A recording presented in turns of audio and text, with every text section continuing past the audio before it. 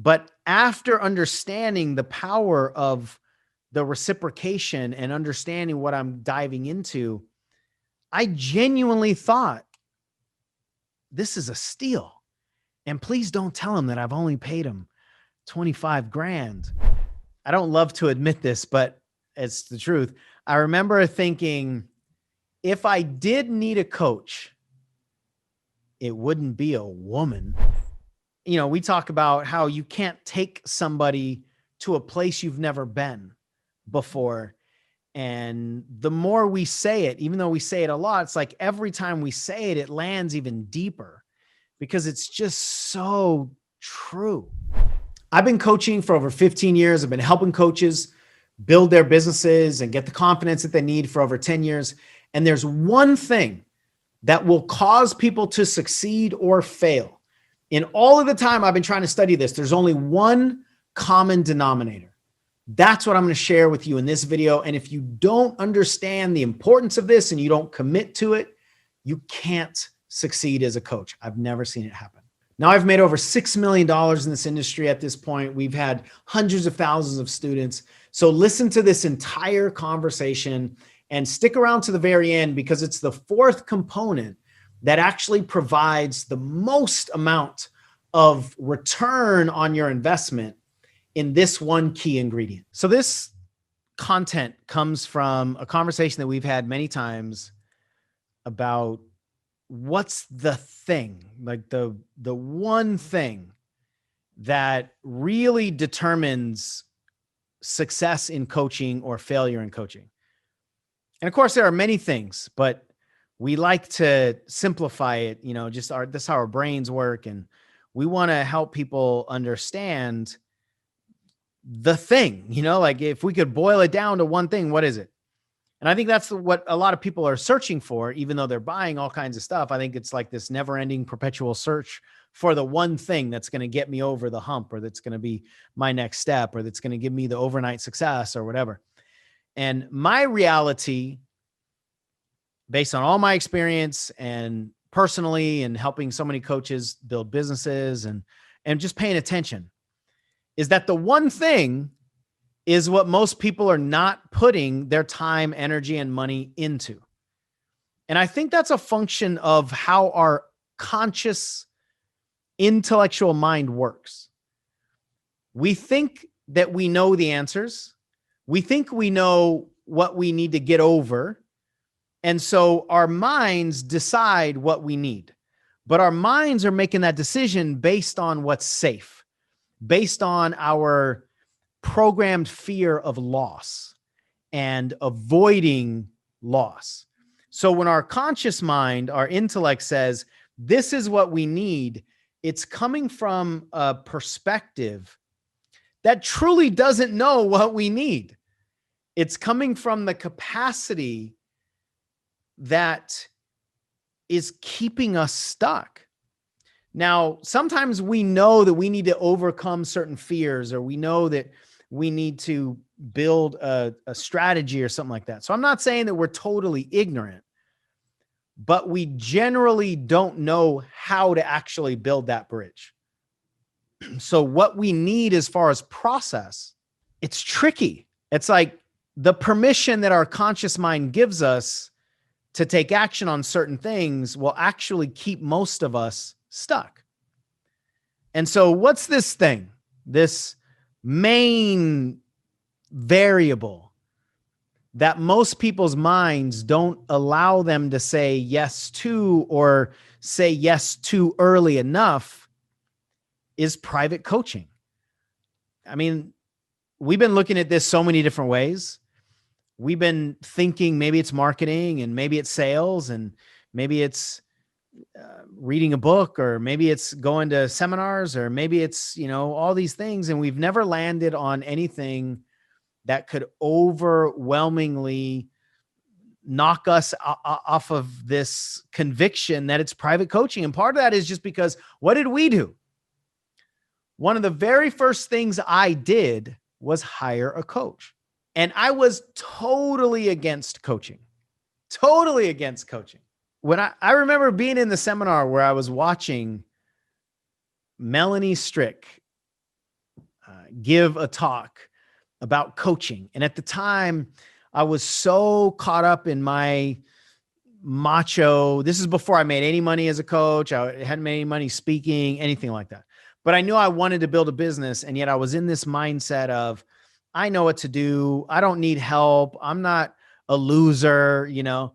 And she was talking about coaching, and she said, you know, virtually everybody needs a coach. And I'm just so resisting in my mind. And then I remember, I don't love to admit this, but it's the truth.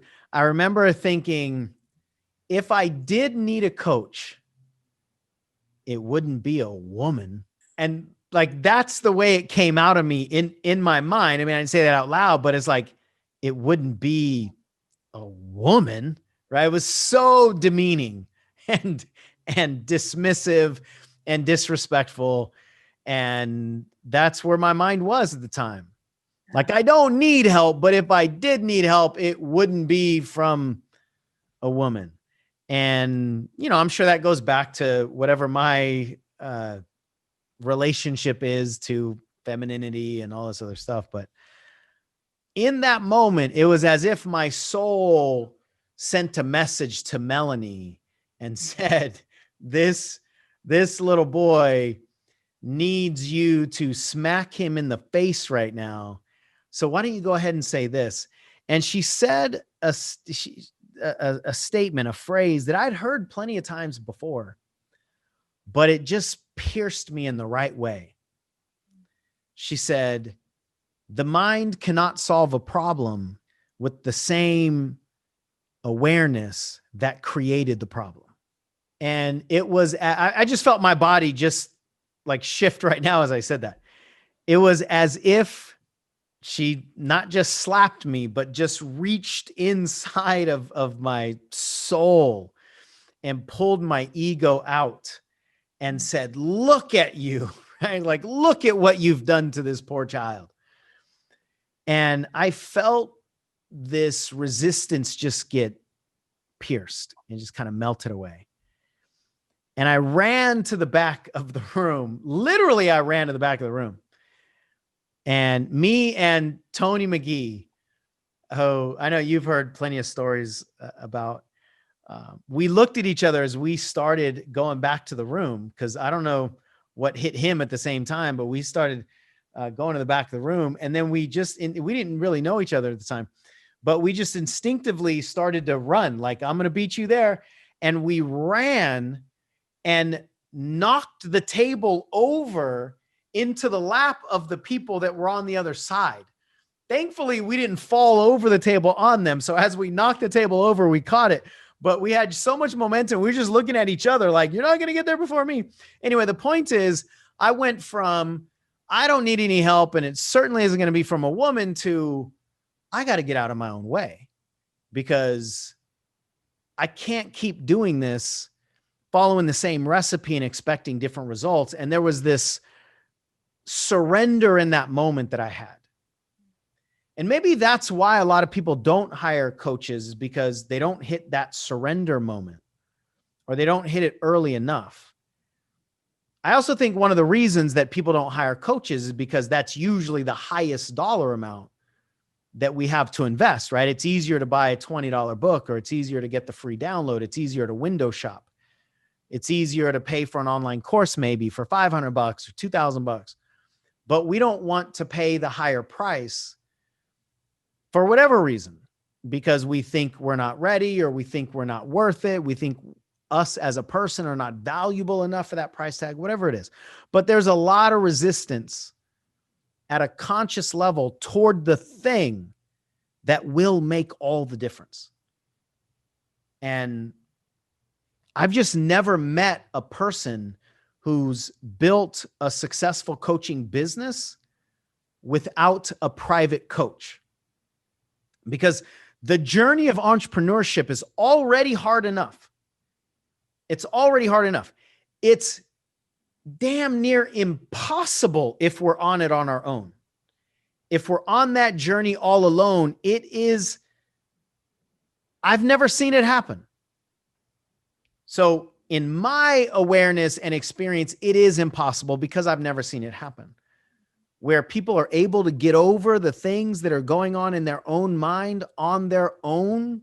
Like, we don't have the capacity usually to get over our own sabotage by ourselves. There's an external perspective that's necessary for us to see the things that we can't otherwise see, or to ask questions that we don't know to ask, or to hold the space while we answer questions that maybe we've asked before, but not at this level of depth, or to borrow strategy or borrow belief or borrow confidence. There's a requirement of an external perspective that most of us don't give ourselves it's not just permission, the respect. Like, most of us don't give our own sacred mission and purpose the respect of giving it the thing that it needs the most. And again, I'm a reporter right now. I'm just telling you what has worked for me. I know we'll hear what has worked for Michelle. We've talked to so many people about this. And this is the only common variable that we've seen as far as what to invest your money in. This is the thing that, by and large, provides the greatest amount of return. But for whatever reason, it takes a lot of us a long time. I think it's because people need to suffer enough, right? I know that's part of your story. Like, to some degree, I've been trying so long, and maybe I actually don't have my own answers. I know you've said plenty of times is, if it was possible, I'd have found it, right? So I know there was a level of suffering on your end. For me, it didn't take a whole lot of time, but it was deep in that moment where Melanie pierced me with those words. There was some, I don't know how many months before that I was just fumbling around and so forth.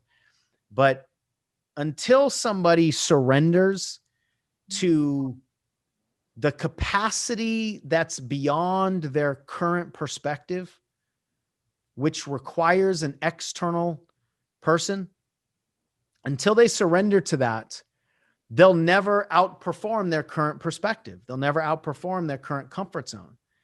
And we generally will not break the walls or break the glass from inside. That's why we need support. We need somebody that believes in us. We need somebody that's done this before to drop the seeds, the breadcrumbs along the path, or to answer our questions, or just to know that we're not crazy by thinking the things that we're naturally going to think as humans. So in my experience, private coaching provides the support that all of us need in 4 main areas. And we'll break down those 4 main areas, but I'll throw it over to you, Michelle, if there's anything you want to add before.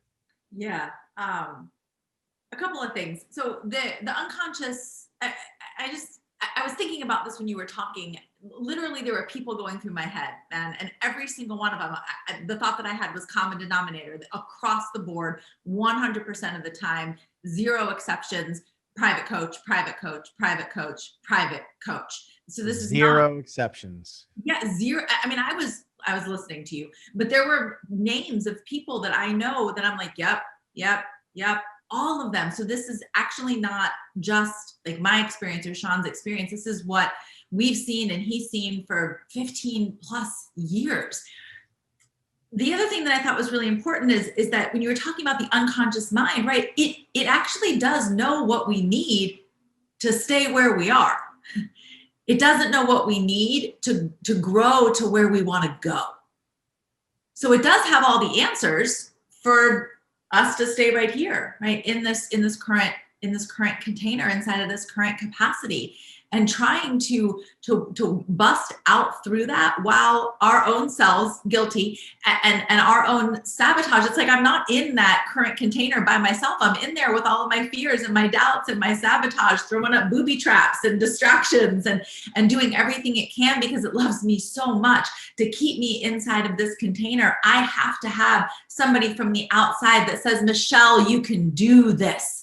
Like, come on, girl. Like there's something, hey, there's something outside of here, because inside of my container, I don't really know what's possible. So I do need somebody who's outside of there to illuminate that for me. Oh, it's so. Yeah, that piece. I actually don't know what's possible. No. Not knowing what's possible, an internal knowing. We think we know, we hope what's possible. We might buy other people's stories of what's possible, but we can't really know what's possible beyond the walls until we experience that. And that kind of conviction going into new territory is just incredibly difficult for us to have on our own. So in our, it's interesting. I was just thinking as you were going through names in your mind, I was just kind of naturally doing the same thing. And yeah, I don't know anybody. I mean, I already said that earlier, but it was interesting that certain people came to mind as well. And not just people who've hired a coach, but a bunch of coaches, or one or two coaches a bunch of times, right? Like if we're on a long journey, we need support through the whole journey. And it's interesting to me that our societal programming allows us to get help in certain areas. But for whatever reason, private coaching in many capacities isn't one of those things, right? Like when we play sports, who would try to master a sport on their own? No. To my knowledge, that's never been done either. I mean, people have conviction and they really work on themselves and so forth. But if you don't know, like if you want to make the Olympics and you don't hire somebody who's been at the Olympics or coach people who've been to the Olympics, you're not going to get Olympic techniques generally. And so often we don't even know what we're actually doing, or in this context, how our words are actually sounding, or what's going to happen when we put it out there in the world. We don't know that because, like you said, we've not been there before. And we need to push past this idea that if we do it on our own, it's somehow better. If we do it on our own, then that means the hill that we climbed is bigger, which means the accomplishment is more noble or more worthy of celebration. It's not. Doing things with the help of somebody else is not weakness, it's wisdom. It's not succumbing to fears. It's actually being more committed to what it is that you want to produce in the world. So committed that you're going to set yourself up to succeed instead of try to be the first person in this industry to do it on your own. I mean, it's disrespectful to yourself. It's disrespectful to the people who are waiting for you. And of course, people have their own details, and not everybody has, $5,000 or $10,000 to invest in a coach, but you are your most valuable asset in your business. So if you are your most valuable asset in your business, doesn't it make sense that you would invest the most amount of money in your most valuable asset in your business? Yeah. But most of the time, people are paying for tools or paying for rules or paying for guarantees or paying for approaches and systems and all the things that are not unimportant, but they're not the most valuable piece. So if you're spending 95% of your investment on the things that will only provide a small amount of return, then my invitation to you is to take a look at your priorities in terms of what you're investing and invest the most amount of your time, energy, and money in the thing that's going to give you the most amount of return. And if you don't have the right mindset, you don't have the right strategy, if you don't have the right things that are required to build a business, then even if you learn the business tools, they're not going to work because the most important thing won't work them. Right. I mean, how many I was going to say toothbrushes, but how many paintbrushes? That might be a whole nother thing, right? But how many paintbrushes do we need to purchase before we recognize that if the artist hasn't mastered the essence of painting, then the paintbrush doesn't really matter? That's what we need to understand for most of us, to give ourselves permission to do the thing that goes against the way that most of us are programmed. And in the coaching industry, there isn't any collective approach as far as what to do first. If there was, and I was on the board of deciding that, step number one is to get a coach on the way, because you need one, because we all need one. My favorite lesson that I learned from Tony was, you can be the best dentist in the world. Maybe that's where the toothbrush came from. You can be the best dentist in the world, and you still need to sit in somebody else's chair to get your teeth worked on. It doesn't matter how smart you are. It doesn't matter how skilled you are. You don't have the ability to work on yourself with the same perspective that somebody else does. So we're going to break down these 4 elements that, in our experience, private coaching provides. And the first one is marketing. In business, you need a market. In business, marketing is about investing, whether it's investing money or investing time or investing effort into creating a message that people are going to consume, creating a message that feels good to you. And again, it's people just generally won't pull out of them the best, because there isn't that external perspective. And I know you've seen this with yourself, whether it's me as the coach, or you are being coached in another capacity in some way, or you as the coach, you've pulled things out of people, or you've just seen the process being pulled out of other people. The moment when somebody's message just lands, like it comes out of them a different way, it's like it just lands on the table. And then it's, what do we do with that message?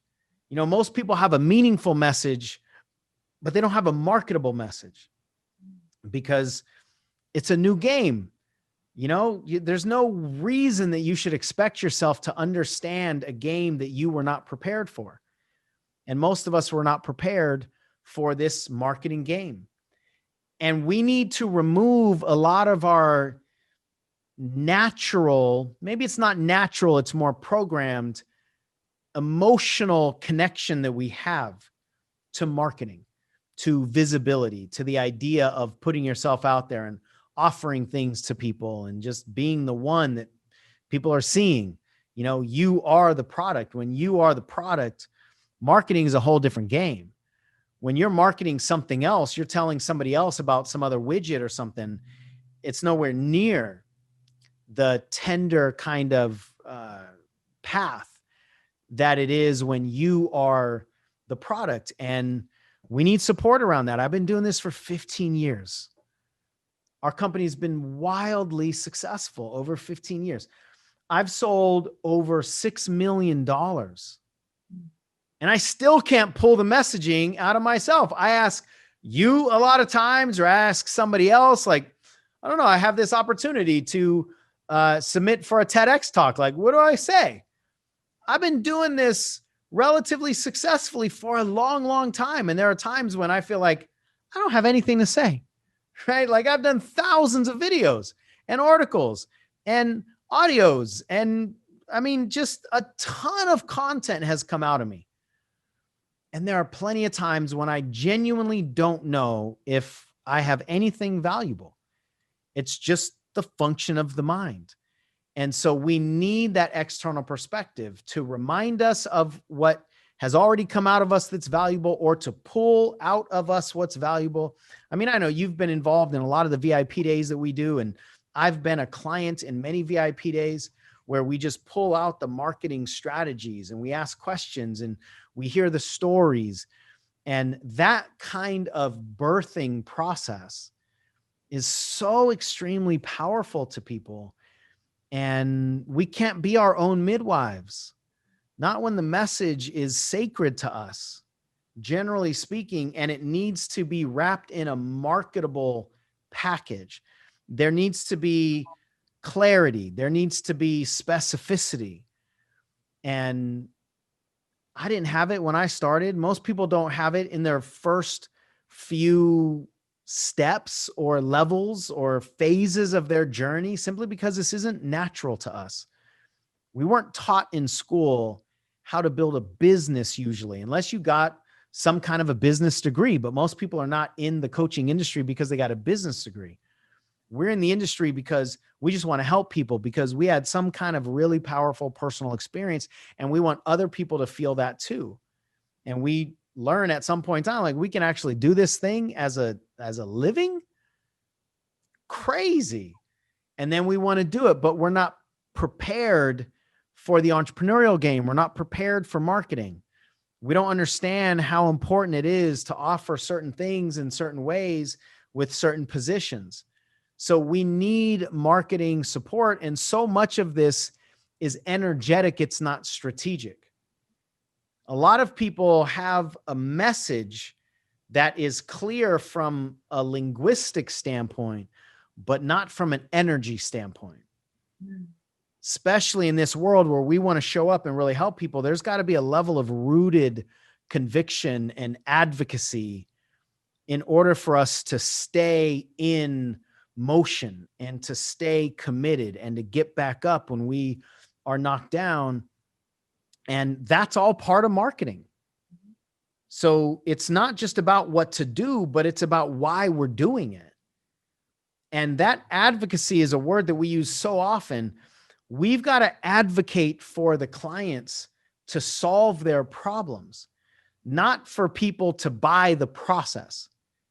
And so often that's what we do as humans, is we go, let me tell you about the process that I experienced.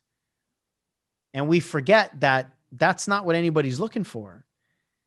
And part of marketing support is also just to know what's going on. I had this really clear realization about, I'd say it was probably about 13 years ago. I was in a mastermind program and I decided to hire, I think at the time, this was my second or third private coach. And he wasn't even coaching me at the time. He was answering somebody else's question inside of this mastermind.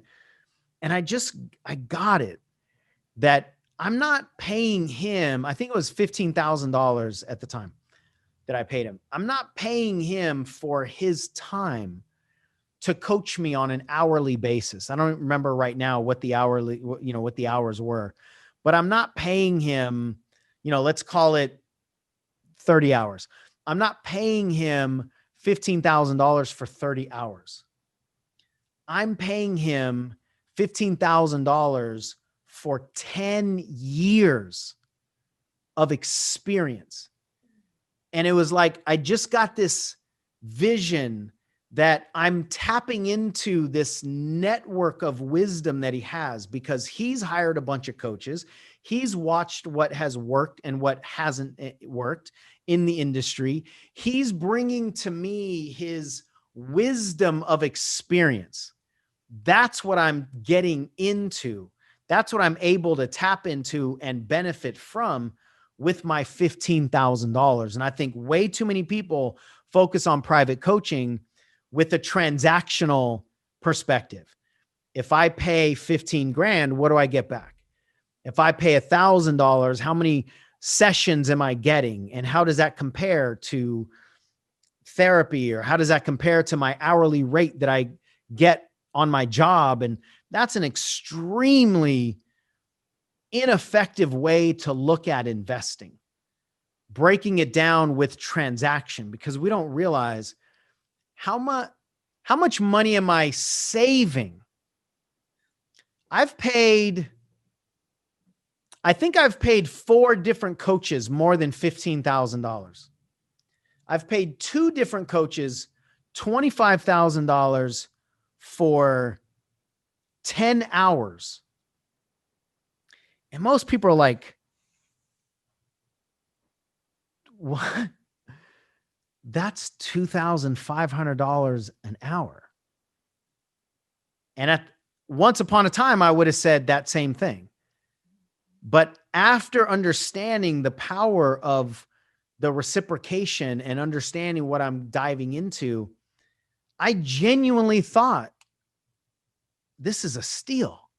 And please don't tell him that I've only paid him 25 grand for the lessons that they're giving me, for the network that I'm tapping into, but more importantly, for the money they're saving me. That's what so many people don't pay attention to. The best value quite often with private coaching is the mistakes that they will help you avoid. Because a lot of people on their own are going to fall into potholes that they can't get themselves out of, or they're going to lose money that they can't afford to lose, or they're going to get wrapped up in their own version of the self-abuse room that they can't get themselves out of. And all of that is leaving a lot of money on the table. But more importantly than that, it's leaving a lot of people unhelped. The money is the byproduct. But if we're in our own way and we're not able to get over our own obstacles because we're the ones that built the obstacles, there's a lot of people out there that need what you have and they're not getting it. So I got to the point where I said, shame on me for not investing in the thing that I can't get over by myself because somebody out there needs me to. So I wasn't investing $25,000 for me to get over my stuff or for me to make more than that amount of money back. I was investing that $25,000 into them. And that might sound cheesy. It might sound all woo-woo, but it is absolutely the truth. And it's a line that most people never cross because we stay so focused on our individual desires to get, our individual desires to make money, to get approval, to stand on top of the mountain and say, look at what I did. That supports our ego's desires, but it doesn't give our soul what it's craving in the form of serving other people. So if we're only making our investments based on what we're going to get, then my experience after 15 years of doing this and knowing what I needed to get over my stuff and what so many people need to get in motion, will only have the fuel to get over our intellectual fears with intellectual motivation. And usually we don't even have the capacity to overpower those fears because intellectual motivation isn't deep, nor is it long lasting. But if we can motivate ourselves with enough hyped up momentum, it won't last. So when it comes to marketing, there's a depth of purpose in our marketing that requires us to see a vantage point or a perspective that we don't currently have. And that's what's going to get us moving. That's what's going to get us taking action. That's what's going to get us to build the muscles that only momentum and only action can help us build. And you spoke to it a little bit earlier. We need a cheerleader. We are generally not our own cheerleaders. But even if we are, we don't have the capacity to see around the corners that we haven't been around yet, but a coach does. And in my experience, if you want to be a transformational coach, then you need somebody who is not just versed as far as linguistics in transformational coaching, but has transformational coaching in their body. Those are the people that can hold the space and the capacity for people to do this kind of work. So marketing is so much more than what to do. It's really about how to be while you're doing those things. And it's just, you're not going to do that on your own. I haven't seen it. I had a thought the other day that borrowable, right? Belief that lives in the body of somebody else who's been there. Yeah. And so we just need that outside perspective. The thought occurred to me, Sean, there's so many people who are operating on the, and I'm guilty, on the when I, then I, right? Well, when I make the money, then I'll invest it. Like, I totally see that it's important. And when I do these marketing things to make the money, then I'll invest. Yeah. And I have seen on repeat that they don't get there. They don't get there. When I make the money, I'll invest in the things that I require to make the money. Correct. Mm-hmm. Yeah, it's a tough hole to jump over. That's a tough bridge to build when you don't have the tools that are required to build the bridge. Mm. So let's get into a few more things here. The second thing is sales. Now sales is similar to a lot of things that I said with marketing in terms of why are we doing this and really staying connected to the conviction and all that sort of stuff. I would say one of the biggest things that people struggle with in this industry is not just the skills of selling, but the body of selling self. The body to say, I can help you. And this is what it costs, and invite people to purchase yourself, your skills, your lessons, your awareness, your ability to help somebody change their life. I mean, that is just so confrontational with our limiting beliefs and the doubts that we have about who we are. And we have to constantly be reminded. I've got to be reminded of this all the time. And I teach this stuff, that what we're selling is not self. What we're selling is an outcome. We are essentially a matchmaker.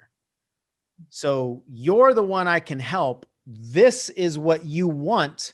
And I can help you experience that because it's what I wanted. And I learned how to do that. And I've helped a bunch of other people do that. So I'm essentially matching you to your dream, matching you to your goal, matching you to whatever outcome you want. So you're not buying me, you're buying that.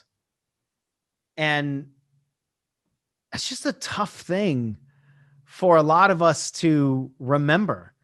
I think we just naturally, I mean, if I'm the thing, well, then aren't I selling me? Yeah, but no, absolutely not. Yes, and absolutely not. Yes, because it's your face on the website. Yes, because you're the one that created the product. Yes, because you're the one that's on the phone inviting somebody in. But absolutely not. Your self-esteem is not on the table for them to purchase or reject. And that's the connection that so many coaches really struggle with. That's why they struggle with setting prices. That's why they struggle with putting themselves on video, putting themselves out there. That's the phrase that I hear so often, putting myself out there. I mean, you could just hear it in the language. If you're putting yourself out there, well, then they might leave you out there. They might not accept you. They might reject you. They might go to somebody else or somewhere else that they like better than you. That just taps us into our core, deep-rooted fears. And we all have our own details based on whatever we've experienced in our lives. But I would say pretty much all the time, if a coach is struggling with sales, it's because their self-esteem is in the offer. And then what we try to do is overcompensate a lot of times. We try to get people to pay more money because we think if they pay more money for us, then we're more valuable. Or we think if we can get more people to say yes to us, if we can win those sales conversations, then we're going to have more value. It's a deeply troubling road to travel. when we're marketing our wounds of inadequacy and hoping that other people's money is going to solve it. I can feel that. And I've been there several different times when I just felt desperate. I felt like I needed somebody to say yes to me. And whenever I get to that place, or where I've been there in the past where I'm desperate, my sales offers are awful. The sales results are worse. I just don't feel good. And if I don't feel good in the process of selling, then I probably won't show up very well. And sales is the lifeblood of your business. It doesn't matter how much we try to say that we're not, slick salespeople and we just want to help people and we want to serve people. That's all cool. And that could be where you come from, but you have to sell. If you don't have something to sell, you don't have a business. And if you don't have people buying whatever it is you're selling, you don't have a business. That's just the reality of all of this. And when our inadequacy gets caught up in this, then I find that people are not willing to do the work. People are not willing to do the research. People are not willing to coach for free. People are not willing to roll up their sleeves and earn their value by increasing their skills, by increasing their certainty, by increasing their offers in the perception of value for other people. We just get caught up in what can I do to get people to say yes to me? What can I do to avoid the failure? And it just puts us in the wrong place, trying to do the wrong things. And people just get stuck there. It's like quicksand. And we just get face to face with and overwhelmed by our limiting beliefs, our conflicts, our relationship with money. And it's so sticky to help an individual person confront their relationship, their conflict with money or success, that there is no one size fits all approach. So if you don't have individual attention on what it is that you are wanting to create in the world, and attention on what you need to do to get over your individual sabotaging patterns, I mean, it's almost, I don't want to say it's useless, because of course we can make progress. And again, this is just coming from experience with myself and other people. It just doesn't work that way. And I get sad seeing a lot of people who have the resources or the time or the desire and the drive and the value, but they just won't pull the trigger on what they actually need. And I know I've seen you break down in tears before. Yeah. Like if you just say yes, but if they won't say yes to themselves, there's only so much that we as coaches can do. If we don't say yes to ourselves, then people can't truly help us the way that they could if we put ourselves under a microscope. And I know that's scary for a lot of people. We don't want to be under a microscope because we don't like the mirror, or because we don't like people actually telling us what we need to work on, or we just don't like that, the relationship to criticism or whatever it is. But if we don't shift that energy and we don't get somebody else helping us focus on how to package our offers and how to name them and how to price them based on their perspective and call us on the stuff that's getting in our way, we're probably going to sell something that nobody wants to buy, because we have the wrong perspective. And one of the most powerful shifts you can make is from selling what you want to sell to offering what other people want to buy. And that's just generally not going to come from your own perspective? And why would anybody say yes to you when you haven't said yes to you?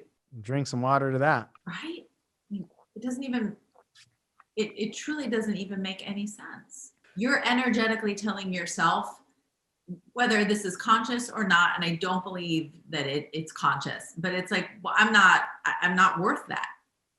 But I want you to tell me that I'm worth that with your dollars. Right. I want you to buy something that I haven't bought. And it's not, I mean, because we talk about that being coaching, right? Because there is a level of that in terms of our belief about like with integrity selling something that you haven't purchased, i.e. coaching. But this to me is deeper than that. Like this is like my certainty and my I don't know if it's like personal value, but it's just me. It's saying yes to me. I want you to say yes to me. I haven't said yes to me. And I appreciate what you said a few moments ago, man, about just the realness of being in that place of desperation. I've been there. I just really, I appreciate that. Yeah, it just puts us in this scarcity feeling.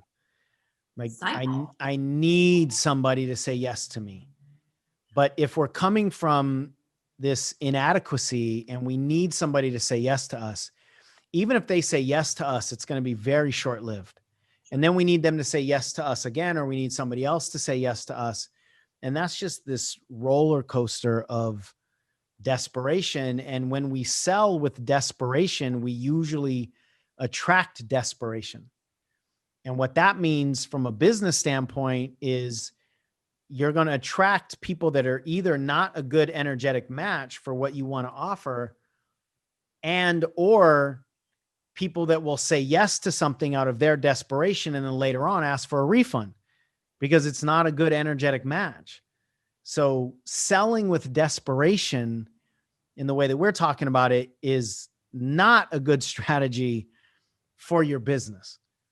And if it's not fun for you, if you don't enjoy sales, I mean, you're just gonna have to motivate yourself all the time to sell. And that's, by experience, not easy. Not easy. The third thing is the facilitation, the essence of transformation. Mm-hmm.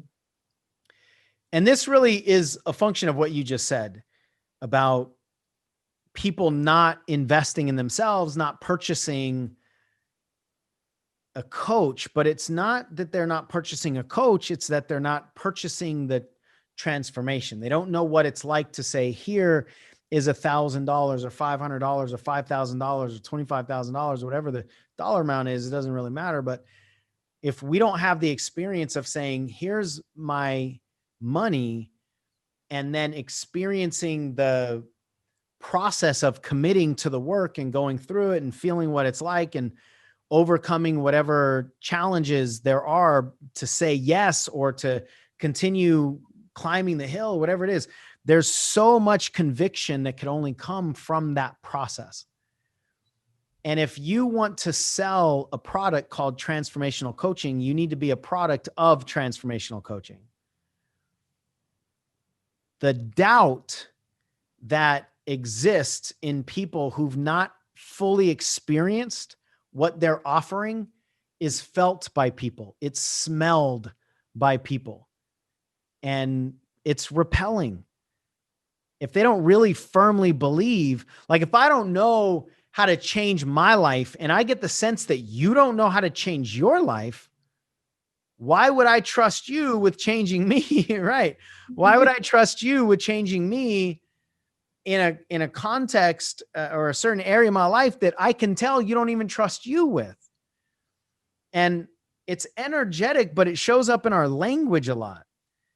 Like the most powerful stories are the stories that we tell based on our experience of transformation, based on our knowing what it's like on the other side of whatever the obstacle is. we speak with the conviction of that, but we speak to the mind of the person that hasn't broken through yet, the mind of the person that's still concerned or scared or doubtful or afraid or whatever the mental state is for the person in that time of decision.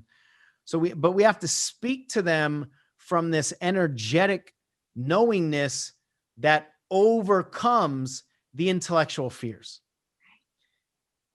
And, we talk about how you can't take somebody to a place you've never been before. And the more we say it, even though we say it a lot, it's like every time we say it, it lands even deeper because it's just so true. It's just so true that the deeper our conviction in the process of and the experience of our transformation, the more bold we're going to be. The less willing we'll be to put up with somebody else's excuses, especially if they matched our excuses before we made the commitment, and then what that commitment produced. I know this is a thing that you and I share. We've talked about it. Like, I will come get somebody with so much more boldness if I know they want what I've experienced. And sometimes, especially during the sales process, we need to overcome the resistance that they have against themselves. They're the one that's holding themselves back. And a lot of times our advocacy needs to remove their resistance against themselves. It's their inner punisher or their fears that have such a grip on them that they don't know how to just let them go and take off. That's why we got to come get them and overwhelm them with this energy of, I got you. I got you because I know what it feels like to be where you are, and I won't allow you to stay there. I think a lot of people are afraid to do that because it feels pushy. Mm-hmm. But if you're in the life-changing business and you have an opportunity to help somebody who experience something on the planet that they've not experienced before, that they want, that's going to benefit their life, shame on us for not coming after them with as much boldness and aggression, not pushiness and force and slime and deceit, but with enough boldness and aggression and advocacy in what we know they want to experience and the value of that experience because we've been through it. That's what gives us the capacity to facilitate the transformation because we've gone through the transformation. And that only comes from, in my experience, the depth of that private coaching. And it leads to what we talk a lot here is the flow through healing. I know just about every time you and I are on the phone and, you have some shift, like sometimes we joke about it. Oh, my clients are about to feel this one. And I know I feel the same way. When I have a big shift, I immediately am excited to provide that thing for other people. It's just the nature of service, right? It's lifting while we climb. It's teaching while we learn. It's healing while we heal. And that's the energetic service that keeps us in motion when most people's intellectual motivation causes them to quit.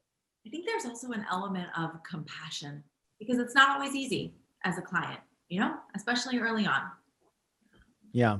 When we're untangling beliefs for the very first time, or we're being confronted with our language, our behaviors, sometimes that is confronting, and that doesn't always feel good. And so when I know what it's like to have those questions asked, right, and to be in that place as the client, and there's inside of that boldness and inside of that fierce and ferocious advocacy, there's also this gentleness and this compassion that we are able to hold our clients in and create for them to rest in while they're going through the work, because we've been there and we get it, and we can tell them to breathe and remind them that it's going to be okay, and that we're evidence of that, and that it's worth it, and we know that. And I think that's like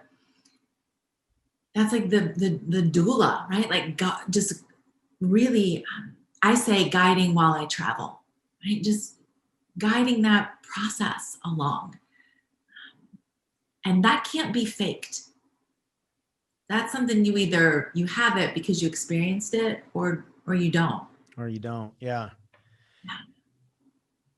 Yeah, that's powerful. If you know what it's like to be in their shoes, because in their particular feeling of, I don't know if I can, or it's going to take a long time, or I don't want to go there, wherever there is, compassion with advocacy is a powerful combination.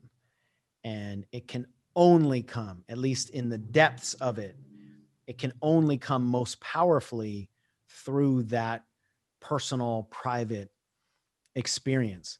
And that leads into the fourth thing. And I've kind of woven it through, and you've woven it through in our conversations here. It's the personal development element. It's the humanity. It's the compassion. It's the, I'm scared. I have fears. I've never done this before. I don't know if I can do this. I don't know if I'm valuable. Will anybody ever buy my knowledge or my products?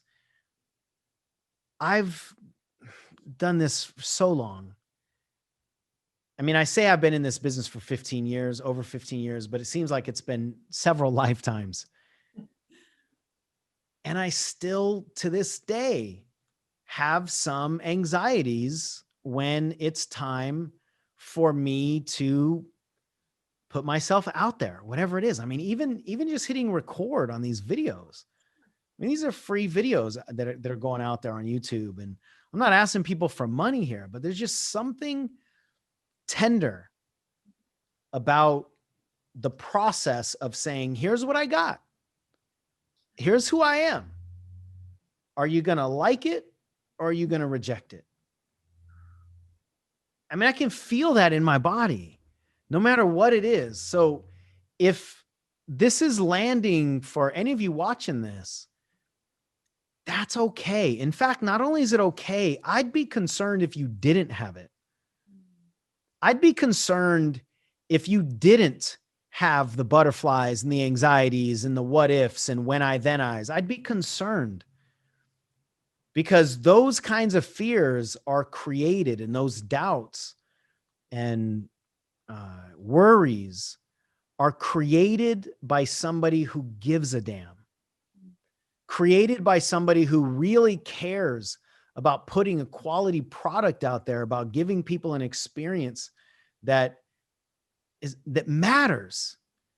So if you care about what you're producing for yourself or for other people, or what you're producing for other people to experience something, if you really care about that, if it's valuable to you, your mind will say, are you sure? Your mind will say, do you really want to? Your mind will say, do you really think you can? What if it doesn't work? What if nobody buys? What if nobody cares? What if nobody reads it? What if nobody watches it? The sad reality is that so many people get stopped by the existence of those questions, by the existence of the resistance. That's when we need a coach.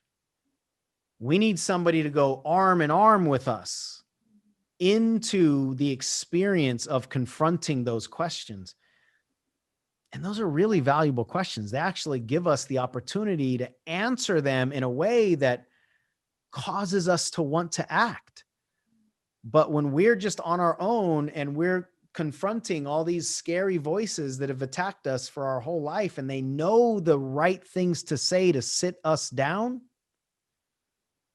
that's tough. It's tough to beat the army that you created to make sure you never beat it. That's tough.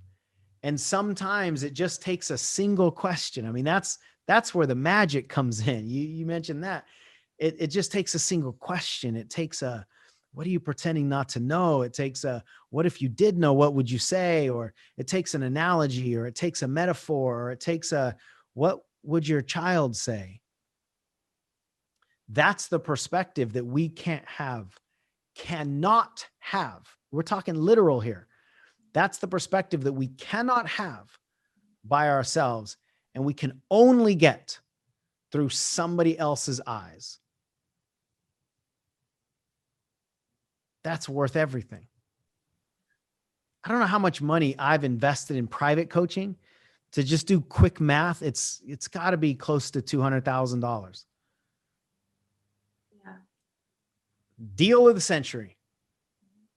What was the deal of the century to me? Because of the money that they helped me avoid, the money that they helped me make, but way bigger than that, the people that what they helped me take action on were served by. I don't know if that made sense the way I said it, but the people were served by things that I did that my coaches were required for me to take action toward. And that's everything. Like, we're investing in other people's experiences. We're investing in other people's outcomes. We can't make it about ourselves and have the rooted determination to keep going when the road gets tough. I've just never seen that happen. Well, I was trying to add in my head. I know I've been coaching more on than off for 7, going on 8 years. It's non-negotiable. I mean, it's non-negotiable for me. It genuinely doesn't even compute for me not to have it. Like, why would I not have a team?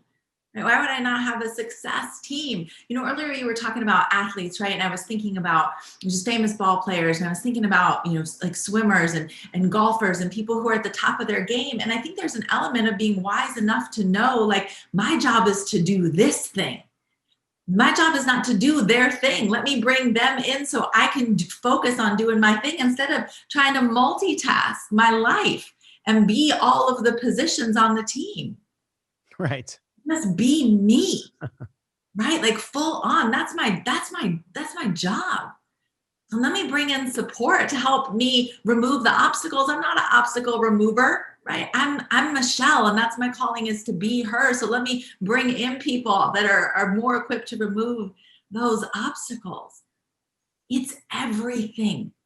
This is by far, this being private coaching is by far the thing that I've invested the most money on. It's non-negotiable for me when it comes to my business. Yeah. It's negotiable. I mean, and you've heard me say this countless times, but I believe that I'm a vessel, right? I love the matchmaker that you alluded to earlier. But I believe that this body is a vessel, and all I am is the container for whatever your transformation is. And what came very clear to me early on in my journey was that if there was something in me that was blocking me from serving those people that you just spoke to, Sean, get it out. Like, get it out. Like I have work to do. Get it out, right? Like, tape it up, wrap it up. Like, let's move this along. What needs to be done? Surgery. Okay. Like, let's go. Like, I got people to serve. Get it out. And so for me, I had that awareness maybe a week ago of just like the private coaching that I invest in is actually, it's not even for me. It's for them. And I get excited when I fill out my prep form and I'm like, oh, hey, let's talk about these things that came up for me this week, because I know the more that just gets cleared from me, the bigger my container becomes and the more expansive my container becomes for me to be able to serve, people that I don't even know right now. And it makes me so excited. And it wasn't always that way. I had a very ungraceful, unglamorous surrender of just like, well, F it. I'm not doing this well. So let me try and have somebody else tap in. Maybe it's time for me to sit on the bench and bring in a more qualified player for this job. The times in my life, and specifically the times in my business where I've really struggled, is when I didn't have coaches. I didn't have somebody to go, have you thought about this? And have you thought about that? And I've just been swirling in, my descent, right? If an airplane is swirling down, it's really difficult to stop that with the same mind, the same resources, the same energy, on top of all the desperation and all the things we talked about. It's really, really difficult, but it's actually shockingly simple sometimes how other people have the answers. It's just the truth. So we are obviously incredibly convicted in what we believe based on our personal experience and talking to so many people. This is the only common variable that we've seen. And so if you find yourself struggling and you don't know how to get over this, or you don't have the creativity that you think you should have on your own, or you don't know the strategies that you think you should be able to figure out, or you don't know how to model somebody else that you're trying to follow online or something like that, if you're stuck, you need help. It's that simple, right? If you're stuck, you need help. And if you could unstuck yourself, you already would have. I don't know how many times I've had that thought.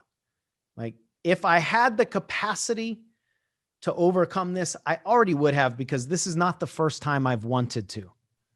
So if I've wanted to before and haven't, then it probably means if I want to again, I probably won't.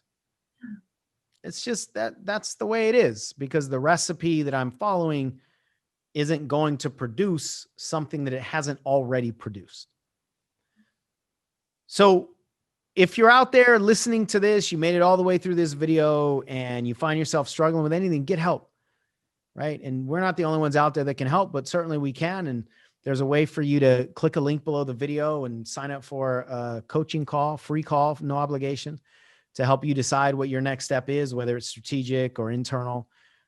You can go to coachshansmith.com/book my call if you want to just go straight there and get your biggest obstacle out of the way, which is you. Exactly. That's you. My biggest obstacle is me. Michelle's biggest obstacle is Michelle. It doesn't make you dumb. It doesn't make you stupid. It doesn't make you undisciplined. It makes you human. That's what we're doing here, is just helping people get over the human obstacles that the human brain creates and cannot uncreate on its own. So also, if you made it this far, subscribe. If you like the video and you want to see more videos, you want to get notified when we put out content, then subscribe. Feel free to share this video or like if you're called to do it, and give yourself the respect of hiring a private coach for your most valuable asset, which is you. Now, if you like this video, check out that video where I answer the question, do you really need a coaching certification? My answer is yes and no. But the reason I really think you need a certification is so that you have the certainty in your body to actually attract clients.